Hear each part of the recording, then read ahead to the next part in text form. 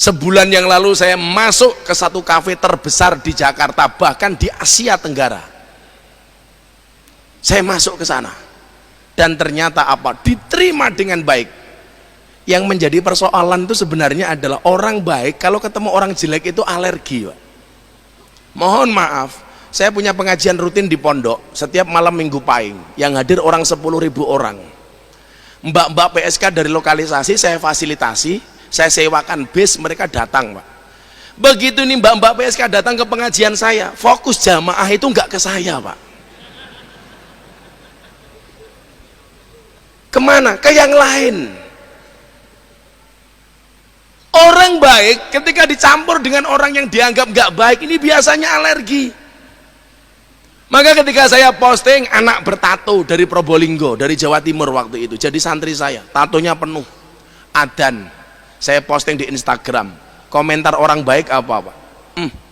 Orang tato kok adzan? Apakah salah orang tato adzan? Saya bilang sama dia, nak santai, lebih baik kamu bertato adzan daripada nggak ada tato dan nggak pernah adzan.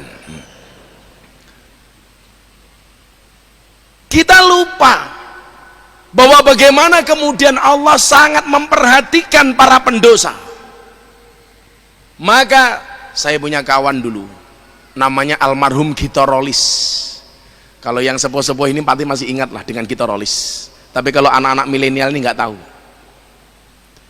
Gitorolis itu dulu semua maksiat pernah dilakukan, mau semuanya pernah dilakukan. Tapi ketika kemudian dia bertaubat, Masya Allah, jadi orang yang luar biasa, Pak. Dan setiap kali ketemu saya, dia minta dibacakan apa? Surat Az-Zumar ayat 24. Qul ya ibadiyalladzina asrafu ala anfusihim la taqnatu mir rahmatillah. Innallaha yaghfiru dzunuba jami'a innahu huwal ghafurur rahim. Saya tanya dia, Om, Anda punya cita-cita apa? Saya pengen mati hari Jumat pas kajian, Gus. Dan ternyata Allah kabulkan. Waktu itu saya tanya, kenapa kamu pengen mati hari Jumat? Karena kalau saya mati hari Jumat, jenazah saya yang menyolatkan banyak. Dan ternyata dikabulkan oleh Allah. Makanya benar yang dikatakan Rasulullah, an-nasu yamutuna ala ma'asu. Seseorang itu akan dimatikan oleh Allah sebagaimana kebiasaan dia hidup. Makanya seminggu yang lalu saya sakit. Dokter bilang, Gus istirahat, opname 3 hari di rumah sakit. Saya tetap berangkat ngaji, Prof. Ini batuk saya, pulang saya dari Aljazair sampai hari ini nggak berhenti. Siapa tahu kan saya lagi ngaji di Al-Akbar Al-Israel datang, itu kan diumumkan di masjid, innalillahi wa inna ilaihi raji'un, telah meninggal dunia dengan tenang saudara Muadzin, umpamanya kan kita nggak tahu mana tadi orangnya.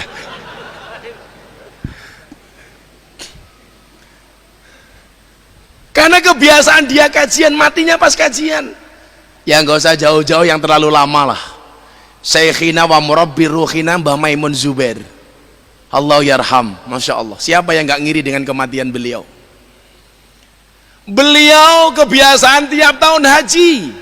Anda tahu berapa kali Mbah Maimun haji? 70 kali seumur hidupnya.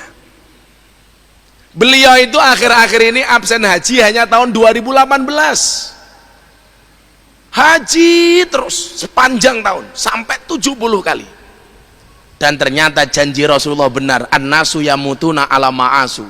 Seseorang akan dimatikan sebagaimana kebiasaan dia hidup.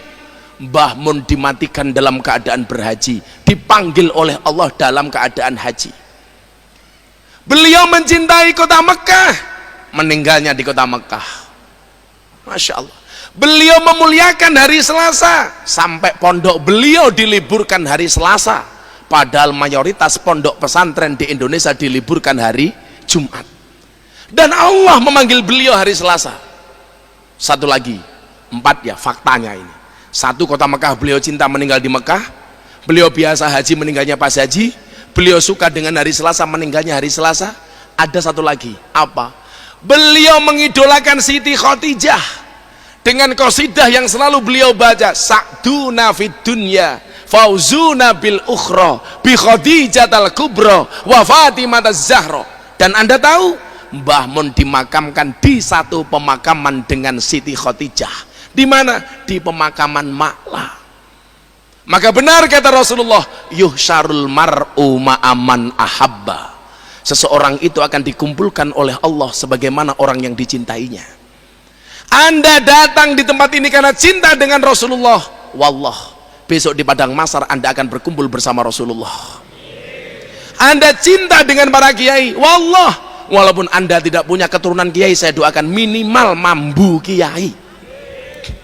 Mambu kiai iki luwih apik le daripada kiai mambu, tak kandhani. Tadi saya sudah dipeseni sama takmir, Gus di masjid jangan terlalu lucu. Enggak lucu saya, enggak lucu saya. Jangan misuh, enggak misuh, saya itu enggak pernah misuh, Pak. Saya kan orangnya halus, Pak. Kalau kita mengidolakan siapapun, itu yang dijanjikan oleh Rasulullah. Makanya lanjutan hadis tadi apa? An-nasu yamutuna ala ma'asu wa yub'asuna ala ma matu. Dan akan dibangkitkan sebagaimana dia mati. Makanya ini menjadi penyemangat bagi kita. Kadang-kadang kan kita aneh, diajak ngaji jawabannya nggak asik. Ayo mas ngaji, wes tahu gitu. Kalau Anda diajak ngaji jawabannya wes tahu, hati-hati. Besok Anda susah doa di Masjid Al-Akbar, ya Allah saya minta bahagia, malaikatnya turun bengok, wes tahu.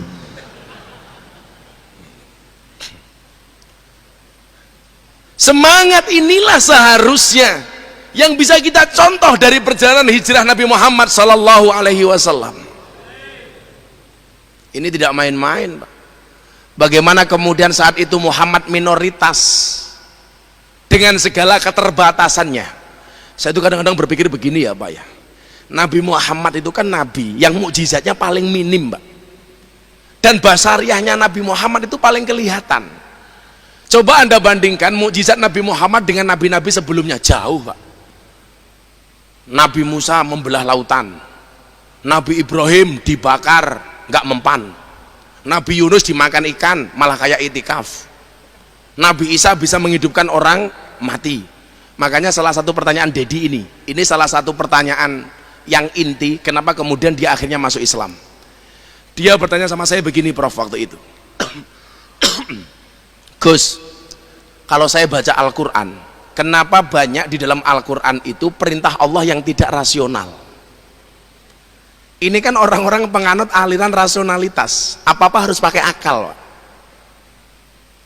Contohnya apa, bro? Nabi Ibrahim suruh motong anaknya Ismail. Ini kan gak nalar, anak cuma satu suruh motong, kan Allah bego katanya waktu itu. Terus itu bagi saya gak masuk akal. Nabi Musa membelah lautan, bullshit dia bilang. Nabi Isa bisa menghidupkan orang mati, bohong. Nabi Isa bisa berjalan di atas air, nah kalau itu saya bisa, wong saya pesulap katanya. Dan ternyata benar, Prof, dia bisa berjalan di atas air. Iki triknya neng di tak delok itu nggak kelihatan. Dia bilang kamu nggak bakal bisa lihat, ini trik katanya. Dan bener bisa. Saya ngetes dia di atas kolam bisa berjalan, Pak, di atas air. Deddy Corbuzier itu kan the best magician di Amerika 2 kali. Dunia, Pak, 2 kali. Tapi hari ini sudah sama sekali tidak mau dia magic-magican. Waktu itu acara kita collab di YouTube, pertanyaan langsung tanpa teks. Saya mikir waktu itu, ini kalau saya nggak bisa jawab, waduh bahaya ini, bisa gagal dia masuk Islam, saya bilang. Mikir saya, akhirnya saya jawab, Mas, kenapa banyak perintah agama yang tidak masuk logika? Kayak dia bilang Isra Mi'raj, Mekah Madinah saja naik bis 32 jam, Zahaban wa Iyaban 64 jam, kok ini bisa sampai Sidratul Muntaha? This is unbelievable, kata dia. Mustahil, dia bilang. Waktu itu saya jawab, Mas, kenapa tidak semua ajaran agama itu bisa diterima oleh akal?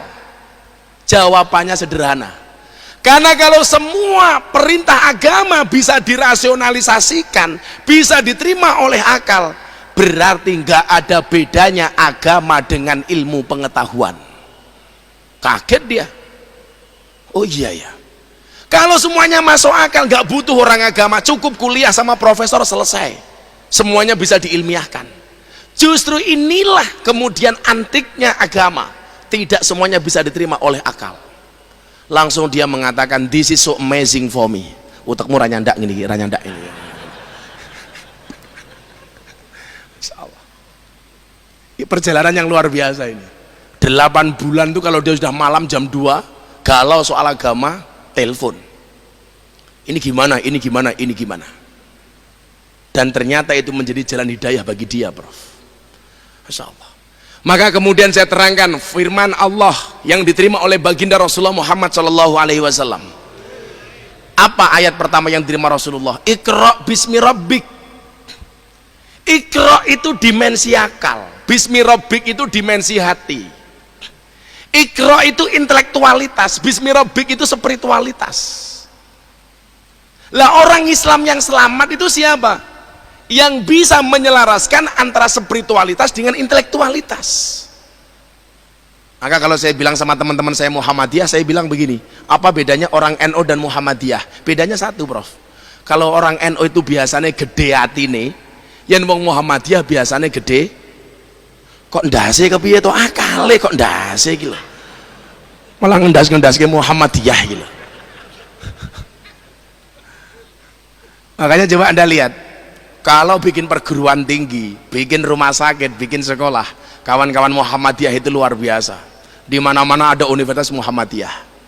Tapi kalau bikin pesantren, bikin mujahadah, bikin istiqosan, menghadirkan ribuan orang NU jago. Makanya sekarang programnya dibalik-balik. Muhammadiyah lagi giat membangun pesantren, di mana-mana MBS Muhammadiyah boarding school. Sementara programnya Pak Kiai Said apa? Di mana-mana membuat perguruan tinggi. Makanya sebenarnya kalau NU dan Muhammadiyah ini sudah seperti ini, sudah nggak ada permasalahan lagi Pak di Indonesia. Yang bermasalah siapa? Yang nggak suka NU, yang nggak suka Muhammadiyah.